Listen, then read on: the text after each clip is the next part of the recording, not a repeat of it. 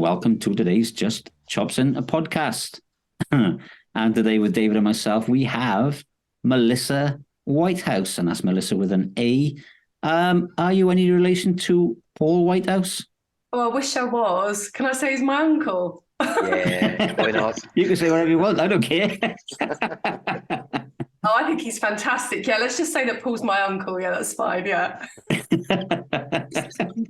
Uncle Paul. Uncle Paul, how's he doing? How's Harry? Yeah, all good. How are you guys? You well? Yeah, thank good. you. Yeah, Good, thank you. Thank you for having me on. That's okay. Well, thanks for coming on. We're here to celebrate your new single release. I love that. Have you got party poppers? No, but I can edit it into the video later. Fireworks night and New Year's and everything going off. That's great. Okay. And your single is called Simple. It is. Oh wow, I got that right. The way you looked at me then, I thought I got it wrong. Your homework, see? And he said, there you go. Yeah. I was thinking, oh no, am I right? Am I wrong? So you did the songwriting for that as well, yeah, as well as sung it. Yeah, so basically I work with a team and Kevin Hughes is the main writer who actually worked on that track. So I actually did the vocals and obviously worked with the production team and went in just before Nashville, headed to Nashville in October. So we had a few other songs to record and that was just one that jumped out with everything happening in the States. It was just kind of more of a driven track compared to the other two that I'd released. So yeah, and Simple was born. That was the start. So it's going well. I'm very happy. Yeah, good. I think now 10 days in since release and it's flying along really nice. Yeah, I see it's doing well on YouTube, isn't it? Yeah, it's got loads of hits. It's got like 35,000 views in it when I looked. Yeah, I think it's hit about 36,000 today. We had this with Wine and Roses too. I've had a few people say on air, you need a cold shower afterwards. So I don't know if that was the promo or whatever's done it. There's been lots of people rewatching, looking at the IP address going around. So how many times did you watch the video? But yeah, it's done well. And I had a really good kind of following before, like I said, on Wine and Roses. I think we hit just over 140,000 last time, and that was in quite a short space of time. But I've had the chance of doing lots of the BBC's and more kind of high profile kind of like promo on it as well. It went out to 40,000 stations on Friday for the PR side of it. So I have got some help with the plugin side because I just couldn't do it all myself. And obviously just looking at that and how many people connect and through the stations, especially in the States, because it's so vast, they only have to click on that a couple of times and it's kind of flying up. So that's brilliant. So yeah, it's good. Very happy. Yes. Yeah, I bet. Yeah. Yeah, it's good. Is that you in the video then? Is that me in the video? Yeah. What a silly question. Come on. No, number one, I don't do contemporary dance. I'm not a ballerina. The beginning bit is not me. Horse, that's me. But obviously, I don't know if you know that I fell off a horse. Did you do your work, David? Did you know about that? No, I didn't know you fell off a horse. 2 years ago, I was horse riding and broke my back. Oh, did you? That was the whole turning point for this whole music project. So I was writing for other people from X Factor and The Voice and kind of working with my publisher. And then I'd been riding for 6 months. I used to ride as a kid and just a freak accident. And I got kind of thrown off and I broke my back in 3 places, shoulder and my arm. So I was kind of, in bed for 6 months. That was the time of, my eureka moment of I need to get back to doing what I want to be doing and kind of getting the single out and everything. Because I just thought, God, if I did die, which they said I was very close, if I'd hit my head, then it would have been it was just one of those moments where I thought, do you know what? If I got taken off the universe, I would have been pretty hacked off because I really wanted to release some songs. So I thought I'd better hurry up in case I got any more horses. Well, yeah. Hey, you don't want to break your head in 3 places, that's for sure. No.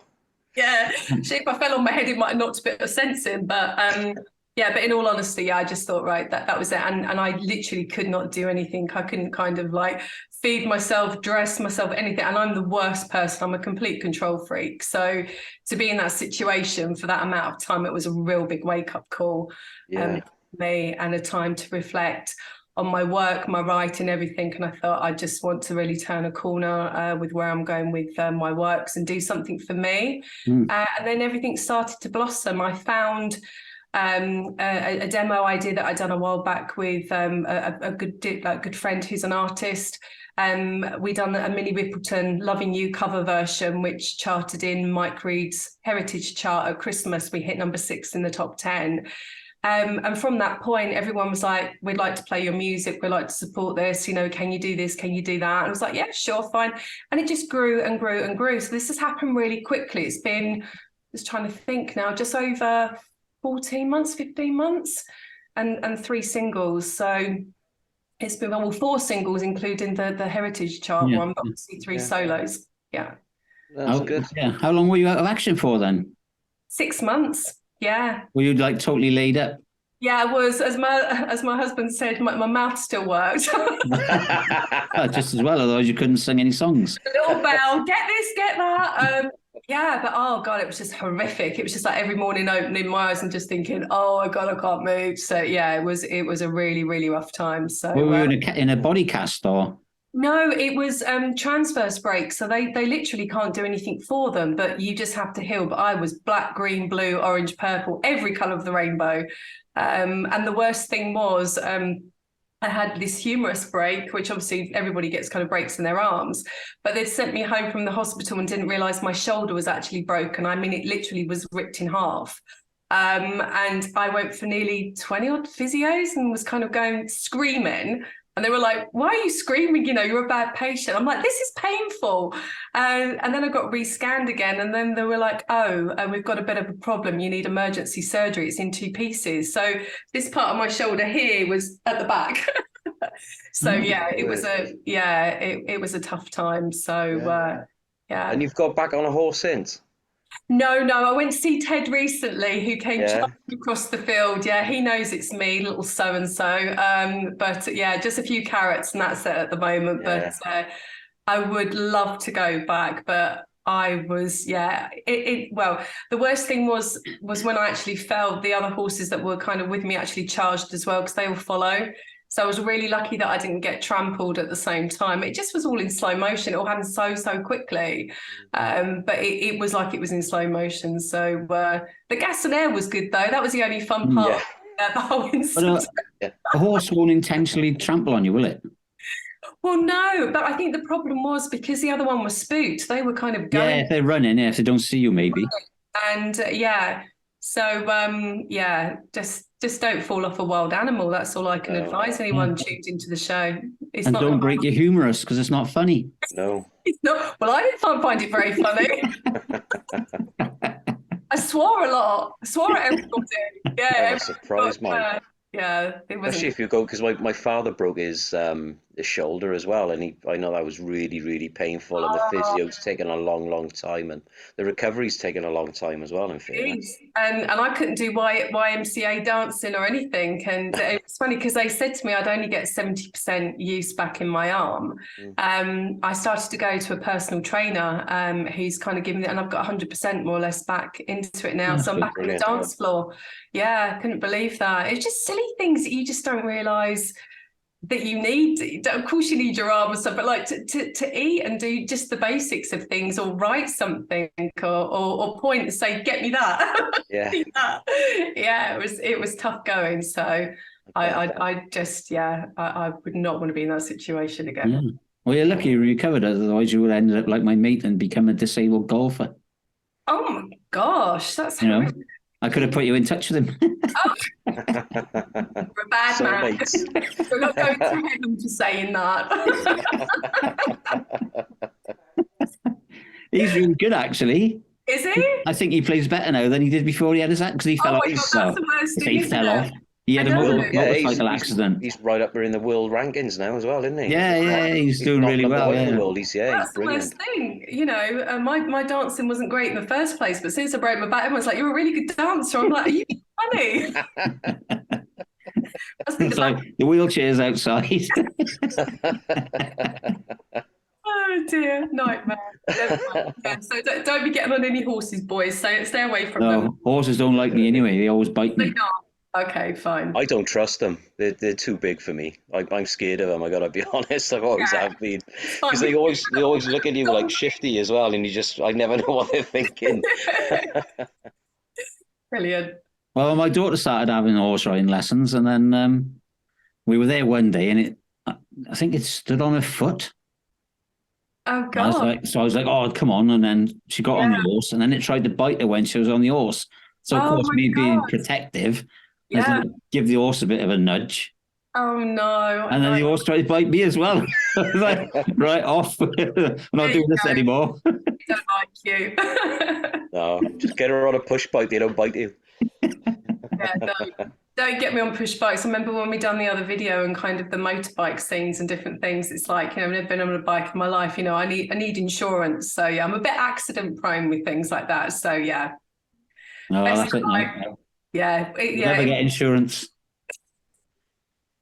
With videos and stuff, they will stand me next to the horse. They get me to do a little wiggle or whatever, but they're like, anything else, don't get Mel to do it. It's not a good idea. So yeah. Go on, Dave. Well, I've read up a little bit on the bio, and I've seen that you started with your career at 16 years of age, where you won a songwriter of the year competition, which is awesome. And then you went on to the Word. Yeah, that was me having a mad moment. When you used to have to use a carrier pigeon or kind of get a postman to deliver a letter, I actually sent a demo tape, obviously the old cassette, to the director of the Word. So I'd got the break on Capital Radio in London. That was with the Evening Standard and Coca-Cola. So it was quite a big event at the time. Sent the demo tape off, and literally a few weeks later, they're like, can you come to the Euston Tower at Capital in London? It was kind of Chris Tarrant, Neil Fox, the kind of normal regular DJs up there, Pat and Mick, I think at the time, Pat Sharp.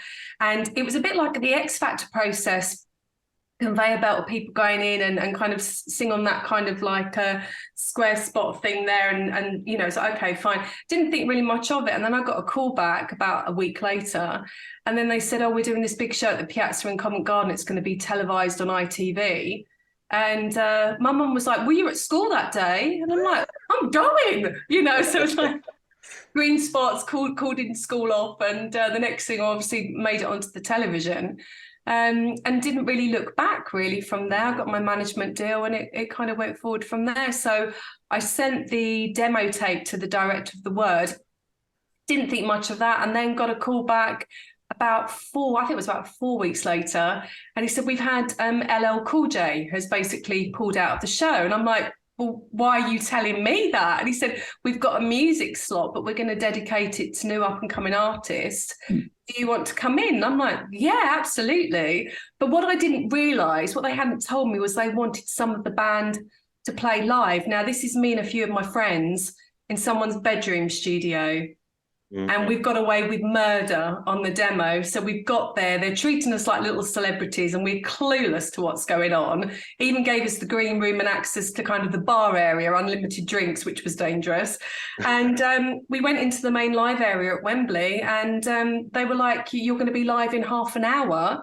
And there's an audience strong of around 300 people. I don't know if you remember the Word on a Friday night. Yeah. And it was not that old, I didn't know if you hadn't been born. That's what I meant. Yeah. And so they gave me the mic thing and went through, and they were like, who's playing live? And I'm like, Mark's got a saxophone in the car because he used to do saxophone lessons. It was like, well, someone needs to play live. We got it off a DAT tape, and we got away with murder. But the whole audience were dancing. I thought, I'm enjoying this, and I got my management deal from that. So Brilliant. And then I ended up in the girl group. So yeah, my parents were I even got paid for that. They paid me good money for doing that. Yeah. They came up to me after with their little headset on, and they were like, what's your name? Are you equity? This, that, and whatever. And then kind of gave me a check, and happy days. They were the good old days. Brilliant. So, had the limo home, woke my parents up at 2 a.m, standing like a weirdo at the end of their bed, going, I've just been paid a few £1,000s for singing on telly. And they bought my drinks. Yeah. Funny. Yeah, it's amazing what you can fall into, really, isn't it, I suppose? Yeah, absolutely. And then I had my exams at school on the Monday, and everyone's like, well, what did you do at the weekend? I was like, I did the Word on Friday. It's like, I'm a rock star now. Once I got the taste for that, I was like, I just want to do this all the time. It was addictive, definitely addictive. Yeah, I loved it. That's good. So how did you get into radio presenting as well then? How did you fall into that? That was an accident. So I had an interview on an American station for when I was doing Loving You, and got introduced to one of the on-air celebrities out there called Steve Benz. And he's done loads of shows over many years and interviewed all of the big artists. And he said to me, I really want to kind of do something more on the UK side, with the UK market. And I was like, okay. And he said, well, what about if you do a UK chart, I do an American chart, and we meet in the middle and do something across the pond? And I was like, that's quite a good idea, but it's a bit boring. It's been done a few times, and we spoke loads of times on the phone about ideas. But we always argued, which was hilarious because I didn't know him that well. And he'd say certain things, and I'd say, that's wrong. And he'd say, you're really feisty, you're opinionated. And I said, well, you're an ego, maniac, you're an American, you're rude too. So we had a lot of banter going on. And we started talking about different ideas of things that would be good to talk about on air. And we said, what about relationships, the car crash of relationships? Well, it's like in America going to prom. Well, it's like in the UK, first dates and whatever. And he called me and he said, I've thought about it and I've got a really good idea. On the 4th of July, we've got an opportunity to basically do a show on Independence Day, prime time. Are you happy to come on air? And I'm like, great, I'll do that. What's the production meeting plan? Oh, no, there's no plan. We're going to free fall. Yeah. And I'm like, what do you mean we're going to free fall? I thought we were going to jump out of a plane or something. Like, literally it was. He just said, you need to dial in on Zoom at this time and you're going to be live to the whole of America for the next 2 hours, and we'll test the water.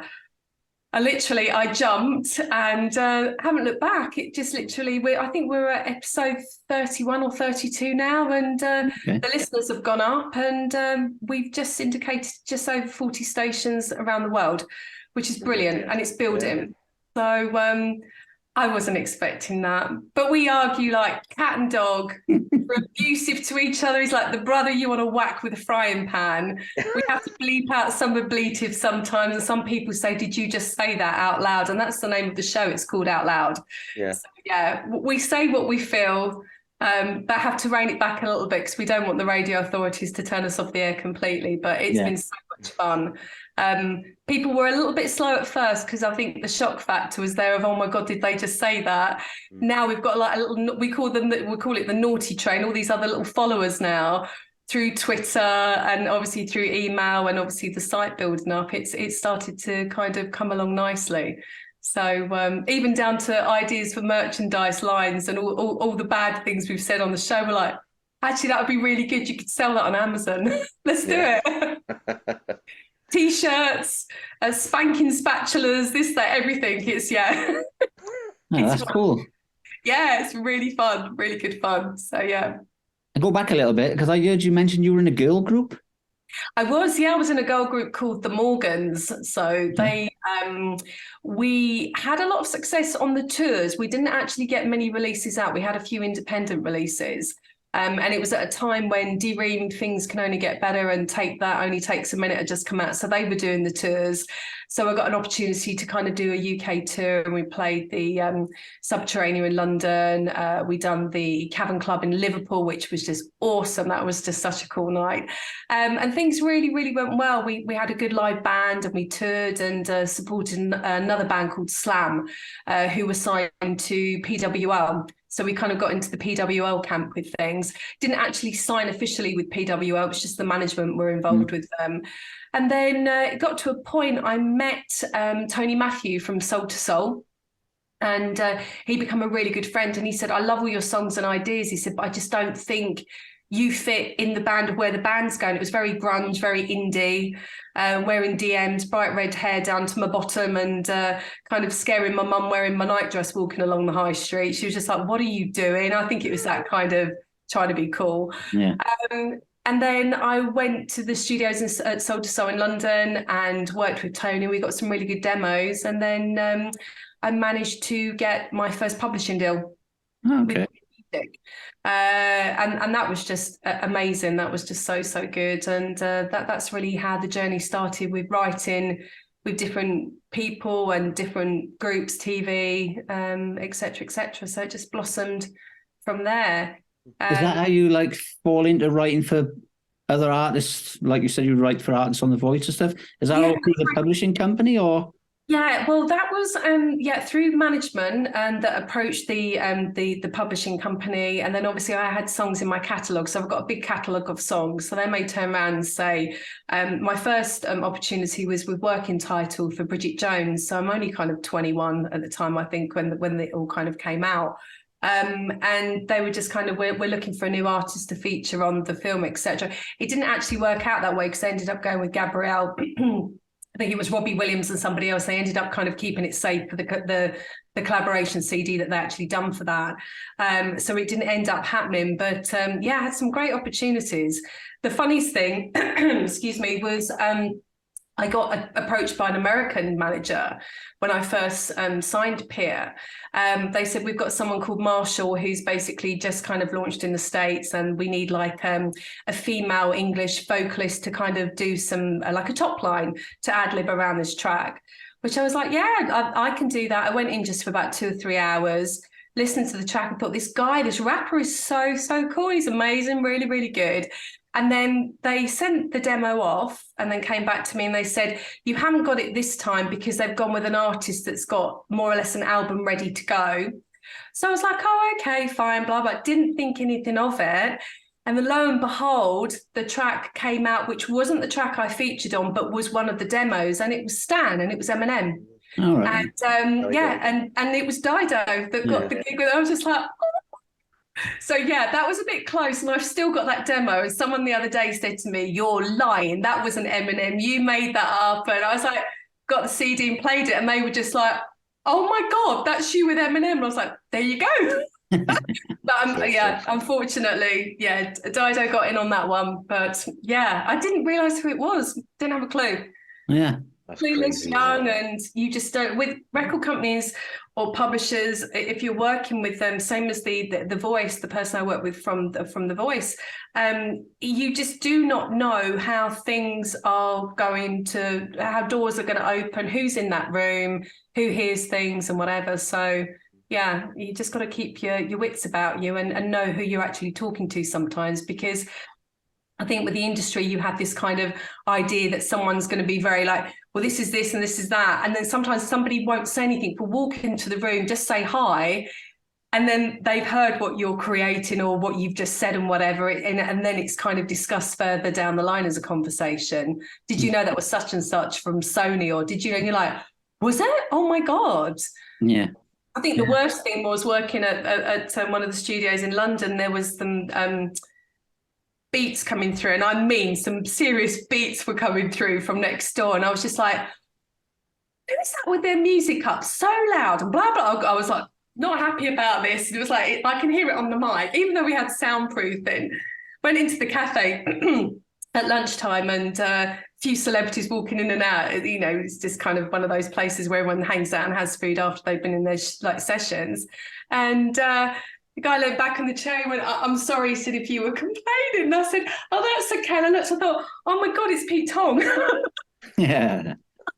So he'd been working next door, but I forgave Pete. So you never know. You never know who's going to be working next door. You need to be aware of your surroundings. Yeah, that's right. Yeah.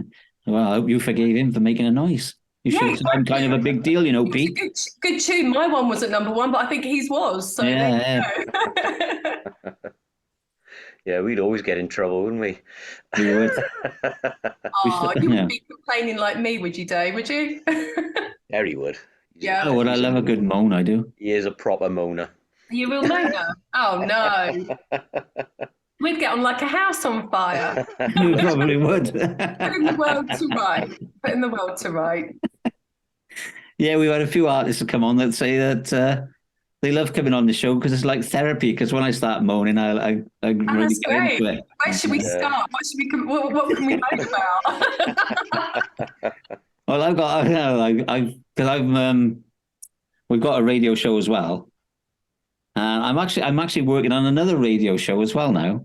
Oh, So I'm doing like number ones. I'm going to call it Just Chopsing Through the Years. okay, right. You didn't know, Dave. I knew. I've been reading the notes. Yeah, Dave's been reading up on what he's going to be doing. Yeah. He never turns up, but I've decided I'm going to make this show now, and I've started in 1966. Okay. Because 1966 was the year I was born, even though I don't look that old. Yeah, I was about to say that. I just think someone lied to you about your birth certificate. Definitely. Yes. 46. They got me and David mixed up. They did. Yeah, all right. Sorry about that, Dave. Doesn't it annoy you when people age you like that? It's like whenever I'm with my mum or I go out or something, they always go, "Oh, are you sisters?" And I'm like, "Well, that's a bit rude, isn't it? Really? Like, it's nice having a young mum, but come on, she's my I was mum." going to say, yeah. Is that making you because you look old or because your mum looks young? Really? Well, I got an amazing story on that because Yeah. my wife is actually out of earshot now, thankfully, I think. Yeah. I was in Asda with my son and my wife, and me and my son were bickering because we're very, very similar. Mm-hmm. And Sarah was telling us off, my wife, and the woman behind the pizza counter thought that we were both her sons, which I thought was amazing and hysterical because my wife's actually 2 years younger than me as well. So she was fuming. So she was like, "Right, time to get my roots done." Did he not knock you out in Asda? You weren't kind of on the floor by the pizza counter. I thought it was brilliant. I cried. Man down. Oh dear. Well, that's a bit of a dodgy story, Dave. Yeah. I don't think you should be telling that on air. Oh, Yeah, she's not worried. my interview, Dave. We're going to have words. We're going to be blacklisted. Oh dear. But have you guys ever seen any good movies lately then, Melissa? Oh, what did I watch the other day? Luther on Netflix. Oh, right, yeah. I was going to watch that, but I watched Fall instead. Oh, did you? Oh, seriously. In that film, I'm not going to give the story away because we know what Fall is about, roughly, don't we? Getting stuck up that telegraph pole thing, isn't it? Yeah. But when she finds out, you know the bit. I don't want to give it away to you. No, give it away. We don't care. We've all seen it. We've all seen it. You've all seen it. Okay, fine. I'm a bit behind. But like, obviously, when she's on that platform, she finds out that woman has actually been kind of having sex with her partner. Yeah. She should have just pushed her off. Forget about the Falcon bit. She would have been gone. I would have pushed her straight off. Forget that. Throwing phones down and sticking phones in bodies and Well, things. she did fall off anyway. And Well, she did push her off when she was dead. Like, yeah, but did you see the way she pushed her off? Yeah, she was like, "Oh, I'm so sorry." Like that. Yeah, exactly. But I think she went thud when she got to the bottom of that. Jeez. I reckon she went. Well, it was soft landing, I guess. So yeah, she would have went splat, wouldn't she? Well, Yeah, it was like Dave, 2,000 meters up or something, wasn't it? Or 2,000 foot up. 2,000 feet, yeah. Yeah, it's a long way up. Would you have gone up that ladder? If someone said for £1 million, would you have climbed up that ladder? No, I'm afraid of heights anyway, so. I don't know, for £1 million. No, I'd send Terry up for £1 million. Yeah. Well, I actually did a bungee jump going back a few years ago.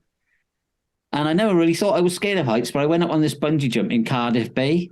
Oh my God. And it was about 250 feet, I think. It was really high.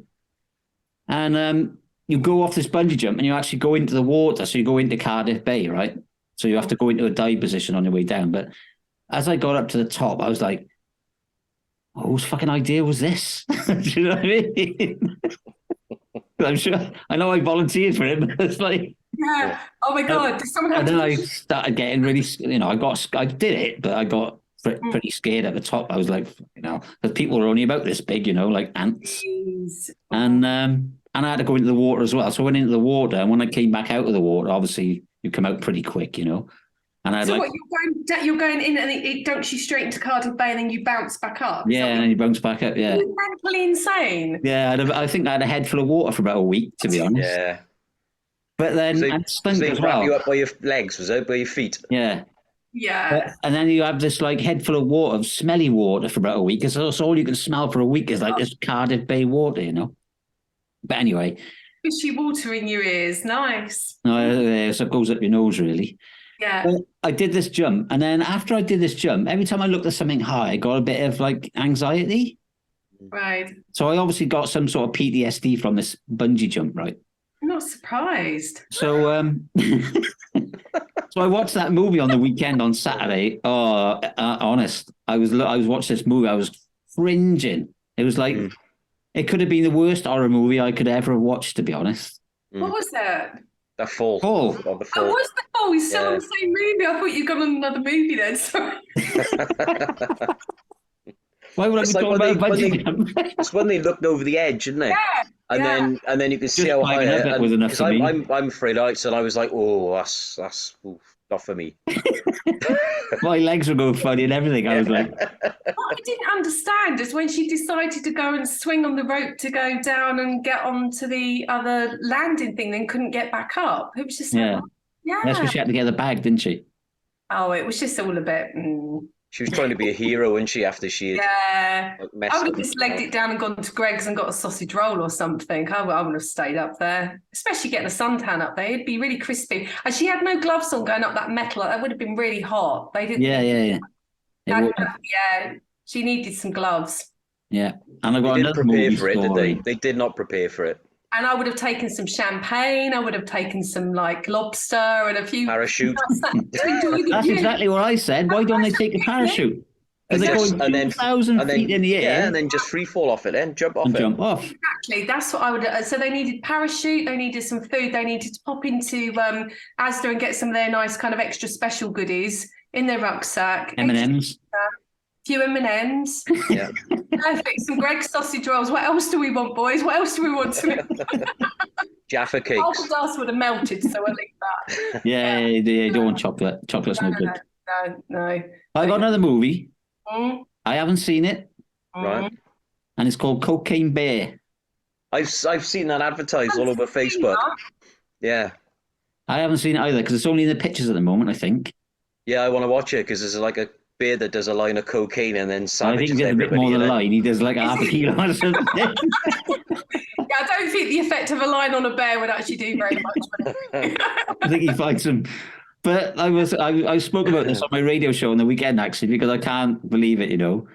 Because now they brought this Cocaine Bear movie out, right? So who do you think's got to get in on the act? The movie stars now. Well, they're what, a starring in it?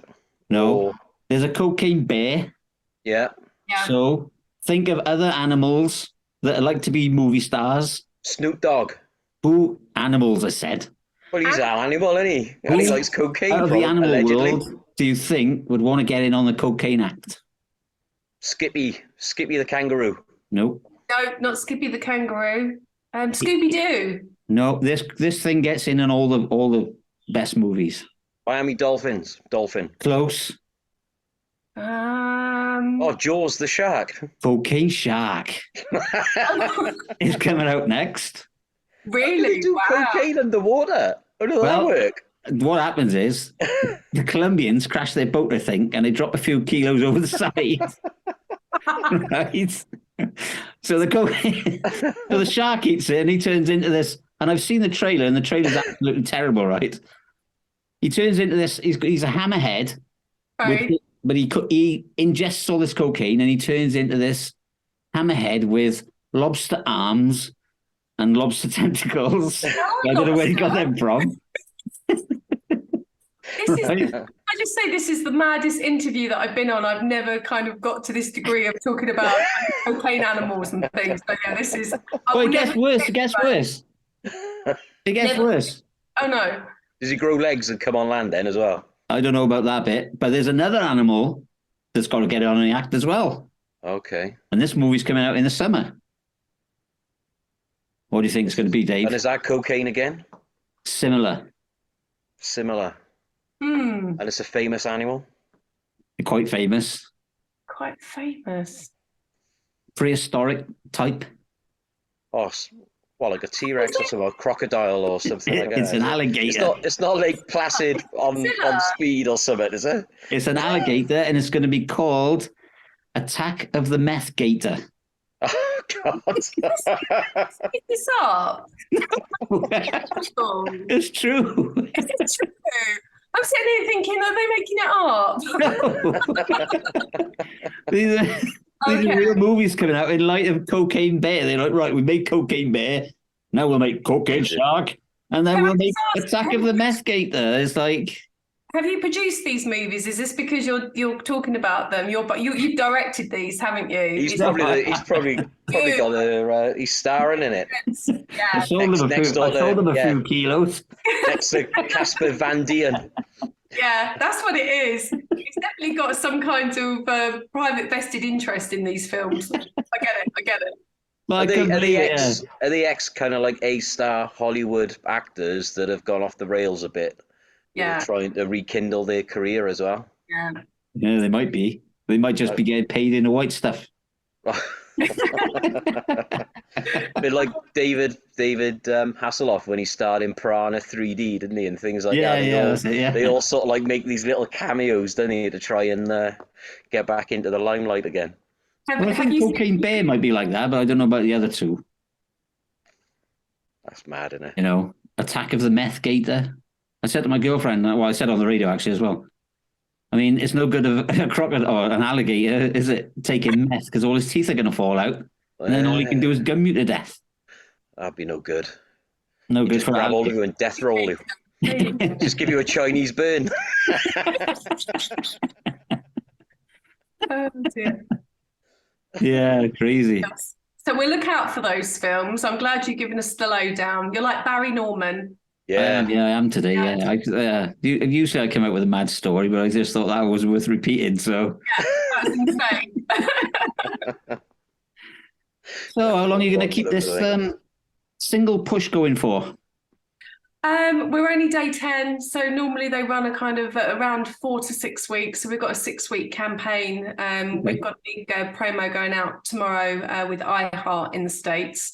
So that's going to be the whole of America. So that's going to be busy, and it's going through Europe as well. So yeah, 6 to 8 weeks, I would say. So I'm going to be a busy girl. I moan at everyone because I'm tired, but no. Yeah. Have you got an album in the works, or? That's the plan at the moment. Also have some other TV projects and things coming up. So it's been a bit kind of stop-start, but I'm hoping most probably towards early next year. I think that's when we'll kind of land more with the album. Everyone keeps saying, can you get it this year and whatever, but there's no rush. Most people aren't really making that much money from the album side. It's the touring and kind of getting it out on the road. So the plan is to kind of get the band kind of together again, get everything done, and had the offer of a few supports and things. And that's cool. Okay. Yeah, which is good. That's what I really want to do. And also in the States, I've been offered that as well. So I'm going to be brilliant over the pond and doing that. And I must admit, when I went to Nashville in October, what a place. I don't know if you guys have ever been there. No, I haven't been to Nashville. No. Seriously, they just about let me in the country because I'd kind of landed with a 28 kilogram, not drugs or anything, a 28 kilogram bag of everything. And I think the limit was 23. So I kind of wheeled my bag, which the actual wheels collapsed at Nashville Airport. And I'd signed the wrong form on the visa. So they pulled me aside and literally the case got opened by customs and it literally exploded. And the guy was like holding up every garment, underwear, this, that. Nice. It was just awful. And they just said, we're not sure what to do with you. And I said, well, what do you mean? He said, well, we might send you on a plane back to Heathrow. And I'm like, oh my God. I only just got you. Just got here. They're like, what do you plan to do when you're here? And I'm like, well, I'm meeting an on-air celebrity. Obviously, we're doing a kind of podcast here, radio show and whatever. They asked to listen to the show. Then they came back and said, yeah, it wasn't bad. The show was quite funny, which I thought was like, you cheeky monkeys. And then he was like, did you write these lyrics? And I'm like, yeah. And he went, you're not a bad songwriter either. And they'd gone through everything. No way. Yeah, way. Yeah, that was just hilarious because they finally let me through. Steve, who I do the co-host with, had come in from Chicago, but was carrying the radio equipment. And he normally looks a bit tanned, and he was white as a ghost. And I was like, "What happened to you?" And he went, "I've had literally been laid on the floor with guns pointed at me." And I'm like, "What?" It's like they thought I was carrying a bomb, and I'm like, "Oh my God!" So like, I had 3 hours of all of my underwear being inspected, and he'd been laid out on the floor like he was about to blow something up. So it was just like, "Oh my God!" So yeah, that evening it was like, we need alcohol. Yeah, I bet. There's a comedy sketch there for you to write, isn't there? It was completely, but the Yeah. best thing about Nashville is the main Broadway, 10 o'clock in the morning. Every single day of the week, party. So you walk down and you've got floors, around 4 to kind of 8 story floors, a band on each floor. The doors are open, different genres, and you just walk floor to floor, building to building, and it's just music. And then people at 10 o'clock saying, "Ma'am, would you like a drink?" And I'm just like, hell yeah, I would definitely like a drink. Is amazing. So yeah, it was just like from 10 o'clock in the morning. They're just, I mean, it's not part. It's just they love their music, and there's such amazing musicians out there. So coming back and having the time out there, I just wrote so much. So that was really good for me. That was good therapy.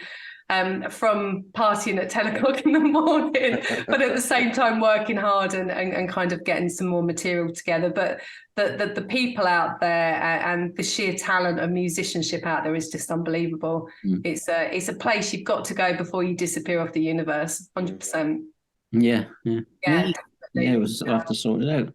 So where can people listen to your music and look at your videos?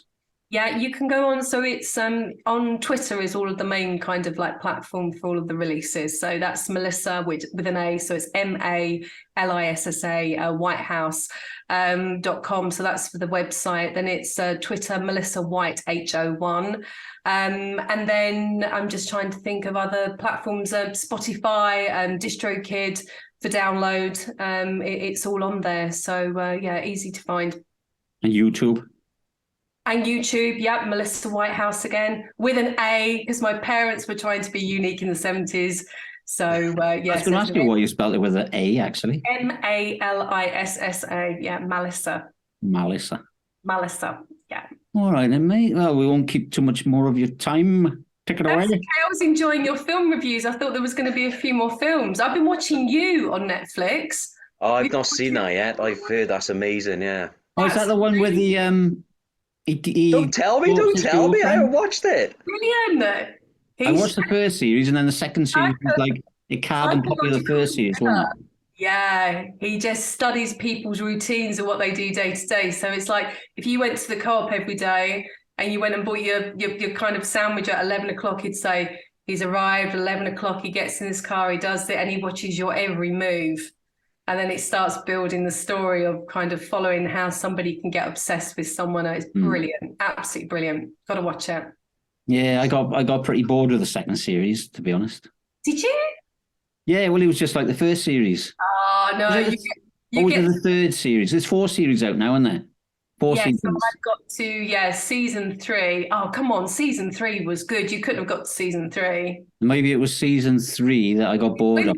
Season 3 is when he meets his match. No, I haven't seen that one. You haven't got. You've got to continue. Season 2. Then I must have got fed up with it. I was like, oh, this is just like season 1. It's like Dexter, you know. It's like once you've seen one episode. Yeah, I don't think you should do your chart show. I think you should do film reviews. That's what I think. Because of the whole of Hollywood would go kaboom. Well, my chart show has actually got all the number ones from the year. Yep. And it's got all weird or funny stories from that year. There's nothing from today. Everything is from like 1966. Mm-hmm. And it's just all different little stories. Like Action Man was first introduced into the market in 1966. Yeah. As late as that? I thought it would have been earlier than that. And then Action Man? Is that what you're trying to tell us? Because that's the year you were born.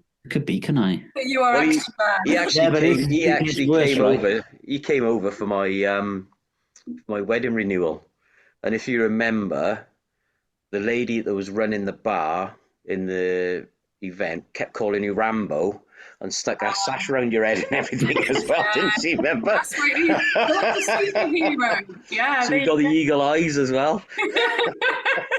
But I'm giving away my shows now because they haven't even come out yet because I'm trying to get a few together before I start releasing them. Yeah. But 1967. We won't tell anyone, and we'll sign the NDAs before the end of the show. Yeah. All right then. Okay, cool. Don't say anything to anyone down the pub. Don't do it. Because Action Man came out in 1966. Yeah. And then in 1967, the Americans went one better and brought out Talking G.I. Joe. G.I. Joe was pants compared to I Action thought Man. that. I wasn't born then, so I don't know. Action Man. I know who Action Man is. Yeah. So it's got all little fun facts, little stories, and some weird stories as well. So, yeah. No, sounds good. all from the years I've recorded 66, 67, I think, and I'm just about to start 68. 72 was a good year anyway, so we'll look forward to that one. So they say, well, then my partner's going to join in 72. Yeah. Because he was born. Because it starts off with the 66 and me saying I'm starting on 1966 because it's the year I was born. And then David can come in 1972 if he bothers to turn up. Yeah, 72 is that's a good vintage. Oh my God. All the Gibson guitars were best in 72 as well. How long have you guys been doing this show for? Too long. Since 1973. Don't say since 1966. I don't know. It's 2 years. 2 years, yeah. Because it was the start of, It was just before COVID. It was, yeah. Because he'd been talking about it for 6 months, and I was like, yeah, there's no way you're going to get me doing that. Yeah. No chance. I was talking about it longer than that, Dave. I was talking for about 5 years. Not to me. No, not you, but I was. And then Did he give you a good deal for coming on the show? You got a good kind of paycheck. Yeah. He convinced you. Good. I wish. It was that And then I caught Coca-Cola COVID deal that's because- never materialised yet. Yeah, we This person you've had on the show, who's your? Have you got a fave? Have you got anyone that you've kind of like had the opportunity of interviewing? You've just like. Well, I've got to be honest. I remember speaking to Terry before we started, and I said, if we can get anybody on, I want to get on Malissa Whitehouse. Oh. The check is in the post. and what did I say? Oh, that's Paul Whitehouse daughter, isn't it? Yeah, that's right. Yeah, let's get Paul on first, and then we'll see if we can get his niece on. We said we'll get Melissa on, so we can get her dad on. You know what though? There's something going on because I don't think he might be my uncle because Vic Reeves lives near to me, and everywhere I go, I keep bumping into Vic Reeves. Oh, dear. That's cool. I was in TK Maxx the other day. Look around, it's Vic again. So I think Paul might have Vic kind of like just making sure I'm okay. Maybe Yeah, he's he might stalking be, you yeah. like that guy on You. Yeah, He's he might been be. watching it too much. It might be that. Yeah, you've hit the nail on the head though. Yeah, you need Wow. to keep an eye on him. Keep an eye on Vic. Yeah. His wife ain't going to be happy. Yeah. That's hilarious. She's always with him. She is. I think she was in the candle section. It's fine. She's there. Having a sniff of the candles. There you go. Yeah. As long as Vic wasn't looking at the sharp knives and stuff, you'd be all right. As soon as he starts that's looking right, at... yeah. He wasn't in the kitchen section. But then again, I did actually bump into him and he was in the kitchen shop in Canterbury, and that was actually a kitchen shop, and they sell knives. Yeah. So Yeah, just be careful. yeah. Don't worry. I'll be speaking to Uncle Paul. Yeah.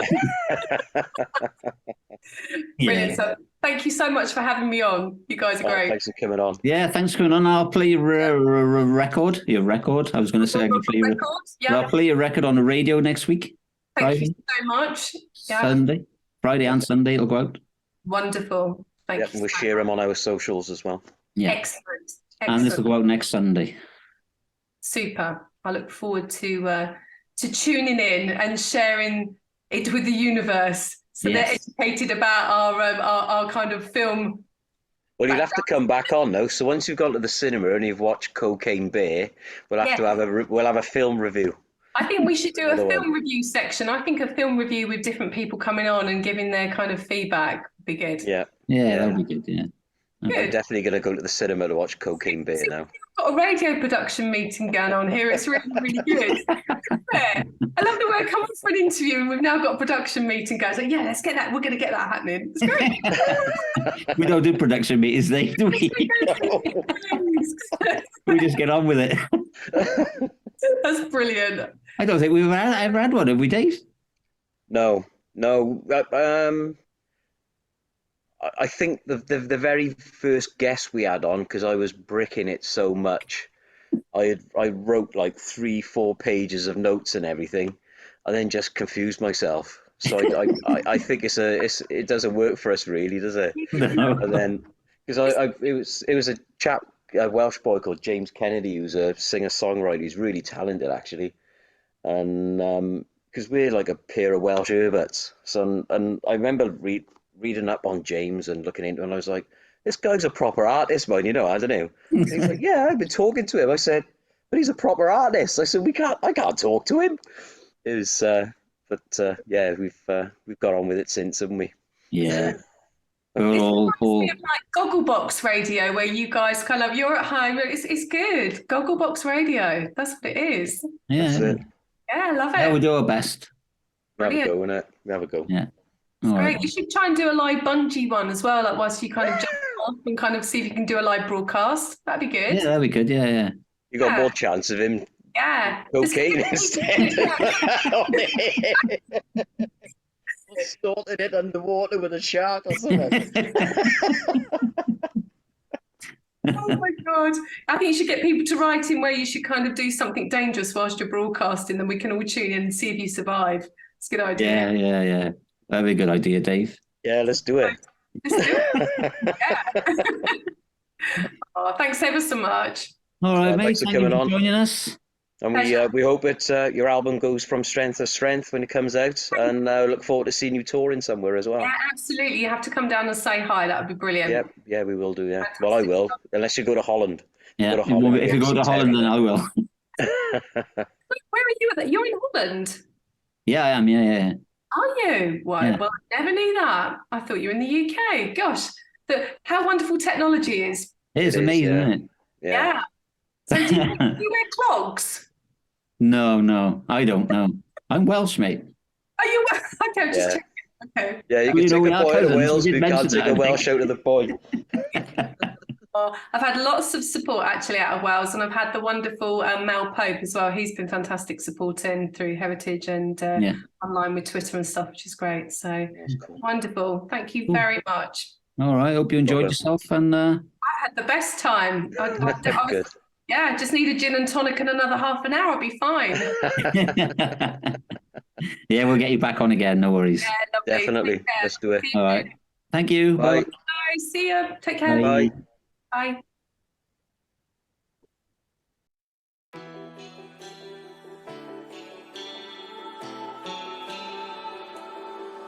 I've played so many games, trying to win by trying to change, trying to beat someone else wants me to be.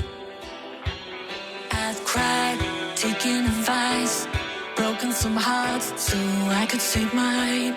Thought I'd be safer running away, but this time I don't want to leave. When I'm with you, all those voices stop.